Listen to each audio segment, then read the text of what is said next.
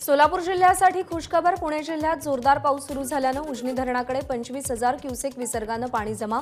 सध्या उजनी धरणामध्ये 18% पाणी साठा। मुंबई शहराला पाणीपुरवठा करणाऱ्या वैतरणा धरण ओव्हरफ्लो। धरणाचे 5 दरवाजे उघडले। या धरणातून वैतरणा नदीमध्ये 3,708 क्युसेकने पाण्याचा विसर्ग सुरू। नाशिकच्या चणकापूर धरणातून 33,000 क्युसेक पाण्याचा विसर्ग सुरू। गिरणा नदीला पूर। चणकापूर धरणाचे 7ही दरवाजे उघडले। नाशिकमध्ये पावसाची जोरदार बॅटिंग। एकाच दिवसाच्या पावसाने गंगापूर धरणाच्या पाणीसाठ्यात मोठी वाढ। नदीकाठच्या गावांना प्रशासनाकडून सतर्कतेचा इशारा। नाशिकमधील गोदावरी नदीच्या पाणी पातळीत वाढ। काही वाहने नदीपात्रात अडकली होती, नंतर ती सुखरूप बाहेर काढण्यात आली। नंदुरबार जिल्ह्यातील नवापूर तालुक्यात गेल्या 2 दिवसांपासून मुसळधार पाऊस। तालुक्यातील खोकसा चिंचपाडा रस्त्यावरील पर्यायी पूल पाण्यात वाहून गेल्याने 10 गावांचा संपर्क तुटला।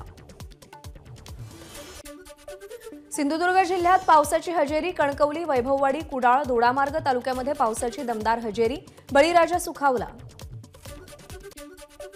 रत्नागिरीतल्या चिपळूणमध्ये पावसाचा जोर। पावसामुळे चिपळूणमधील अंतर्गत रस्ते पाण्याखाली। शहरातील अनेक रस्त्यांवरती पाणी साचल्याने प्रवाशांची तारांबळ उडाली। अंबरनाथ शहरामध्ये पावसाची संततधार। कल्याण कर्जत राज्य महामार्ग पाण्याखाली। यामुळे काही काळासाठी राज्य महामार्गावरची वाहतूक मंदावली। छत्रपती संभाजीनगरमध्ये अनेक दिवसांच्या विश्रांतीनंतर पावसाची हजेरी। प्रसिद्ध वेरूळ लेणीतील सीतान्हानी धबधबा पुन्हा ओसंडून वाहू लागला। अजिंठा इथला धबधबाही प्रवाहित। नाशिकच्या सप्तशृंगी गडावरती जोरदार पावसाची हजेरी। गडावरचे सगळे धबधबे पुन्हा एकदा प्रवाहित झालेत। घाट रस्त्याला नदीचं स्वरूप प्राप्त झालंय। मुंबईच्या पश्चिम उपनगरामध्ये मुसळधार पाऊस। अंधेरी, जोगेश्वरी, गोरेगाव, बोरिवली, दहिसरमध्ये पावसाची जोरदार बॅटिंग। ठाणे जिल्ह्यातील संपूर्ण वीज यंत्रणेचं आधुनिकीकरण करून 24 तास अखंड वीज पुरवठा केला जाणार। यासाठी 4,500 कोटींचा आराखडा तयार। केंद्र सरकार 60% अनुदान देणार। केंद्रीय मंत्री कपिल पाटील यांची माहिती। इर्शाळवाडी दुर्घटनेमध्ये शोध न लागलेल्या 57 व्यक्तींच्या नातेवाईकांना सरकारकडून मदत जाहीर। मुख्यमंत्री सहायता निधीतून 1 लाख आणि राज्य आपत्ती सहायता निधीतून 4 लाख असे प्रत्येकी 5 लाखांचे सानुग्रह अनुदान। मदत आणि पुनर्वसन मंत्री अनिल पाटील यांची माहिती। मराठा आरक्षणासाठी जालन्यामध्ये उपोषण करणाऱ्या मनोज जरांगेंच्या शिष्टमंडळाची मध्यरात्री मुख्यमंत्र्यांसोबत सह्याद्री अतिथीगृहावर बैठक 1.5 तास सुरू होती। सरकार मराठा आरक्षणाबाबत सकारात्मक असल्याची मुख्यमंत्र्यांची ग्वाही। जरांगे पाटील यांच्या शिष्टमंडळासोबत सरकारची बैठक झाली, मात्र अजित पवार आणि त्यांच्या गटाचे मंत्री बैठकीला उपस्थित नसल्याने सध्या चर्चा होत आहे। जालना लाठीचार्जचा निषेध करत परभणीमध्ये सकल मराठा समाजाच्या वतीने मशाल फेरी। मशाल फेरीमध्ये मोठ्या संख्येने महिलांचा सहभाग।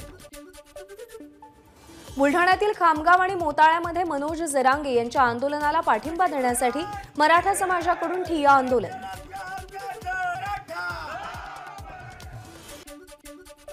मनोज जरांगे पाटलांच्या उपोषणाला शेतकरी कामगार पक्षाचा पाठिंबा।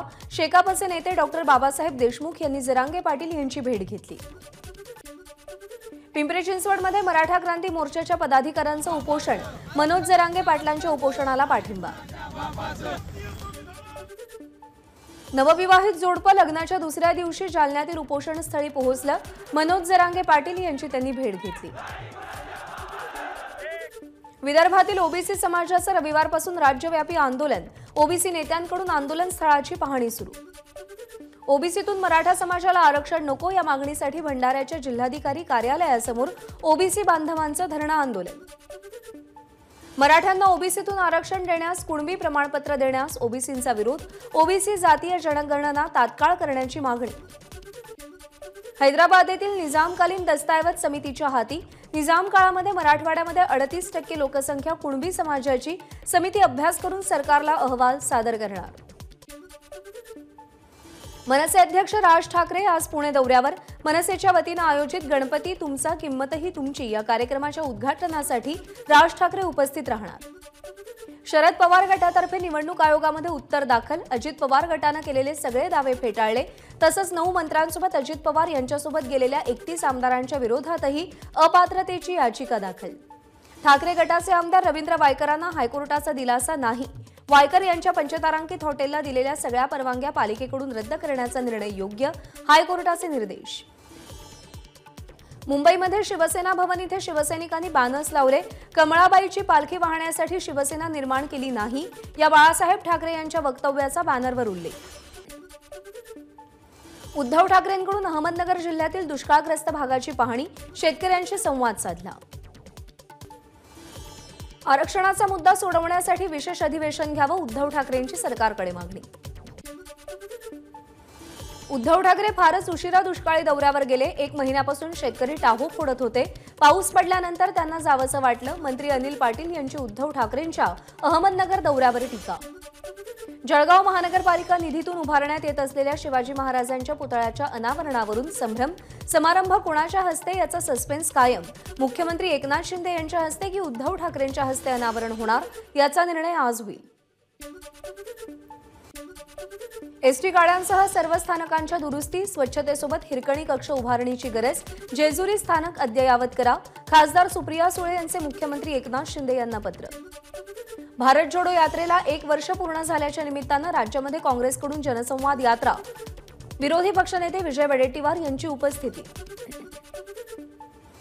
मुंबईच्या बोरिवली नॅशनल पार्कमधील आदिवासी बांधवांसाठी आमदार बच्चू कडू सरसावले.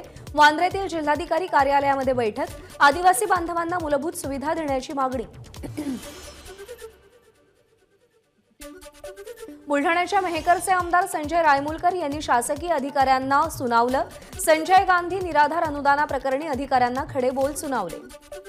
बीड जिल्ह्यामध्ये सरसकट दुष्काळ जाहीर करावा या मागणीसाठी शिवसंग्राम पक्षाचं जिल्हाधिकारी कार्यालयावरती धरणे आंदोलन. एसटी कर्मचाऱ्यांच्या महागाई भत्त्यामध्ये वाढ. महागाई भत्ता 34% वरून 38%वर. मुख्यमंत्री एकनाथ शिंदेंची मान्यता. गणेशोत्सवाच्या पार्श्वभूमीवर सांगली जिल्हा पोलीस दल अलर्ट मोडवर. जिल्ह्यातील जवळपास 6000 जणांवरती प्रतिबंधात्मक कारवाई.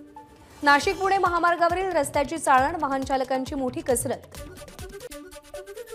शेगावहून बीडला जाणारी एसटीची सेमी स्लीपर बस चिखलीजवळ नादुरुस्त. प्रवाशांचे भर पावसात हाल. पुण्याच्या हिंजवडीमध्ये अंमली पदार्थ विकणाऱ्या दोघांना अटक. रविप्रकाश बिश्नोई आणि सुरेश कुमार बिश्नोई अशी अटक केलेल्यांची नावं. भिवंडीमध्ये खड्ड्यामुळे कोळशाचा ट्रक उलटला.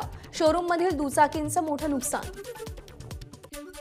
नांदेडमधील स्वामी रामानंद तीर्थ मराठवाडा विद्यापीठामध्ये कॉपी करणाऱ्या विद्यार्थ्यांवरती विद्यापीठाकडून कारवाई. एका विद्यार्थ्यानं चक्क 7 उत्तरपत्रिकांवरती 500च्या नोटा चिकटवल्याचा प्रकारही समोर.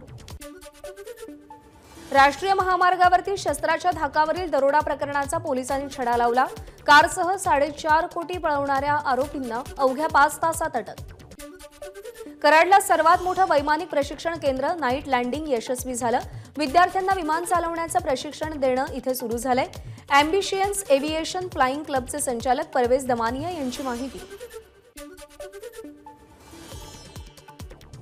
आशियाई कॅडेट तायक्वांडो चॅम्पियनशिपमध्ये कराडची प्रिया शेट्टीनं कांस्य पदकाचा बहुमान पटकावला. तिनं पदार्पणामध्ये पदक विजेती होण्याचा पराक्रम केला. गोव्यामध्ये आंतरराष्ट्रीय सेक्स रॅकेटचा पर्दाफाश. आंतरराष्ट्रीय सेक्स रॅकेटमध्ये सहभागी असल्याच्या आरोपावरून इस्रायल आणि केनियातील 2 महिलांना अटक.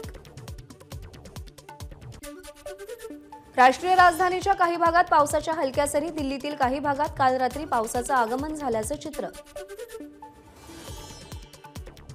आजपासून नवी दिल्लीमध्ये G20 परिषदेनिमित्त दिल्ली सजली. सगळीकडे G20चा प्रभाव. ओडिशाचे वाळू कलाकार सुदर्शन पटनायक यांचे G20 शिखर परिषदेच्या निमित्तानं पुरी बीचवरती वाळूशिल्प साकारून G20चा लोगो तयार केला. G20 बैठकीसाठी जर्मनीचे चान्सलर आणि फ्रान्सचे राष्ट्राध्यक्ष आज भारतामध्ये येणार.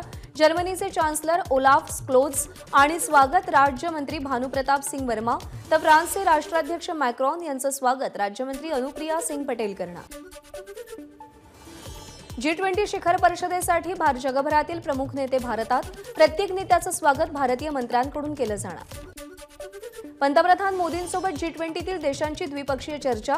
जगभरातले नेते महात्मा गांधींच्या स्मृतीस्थळावरती जाऊन आदरांजली वाहणार. एबीपी माझा, उघडा डोळे बघा नीट.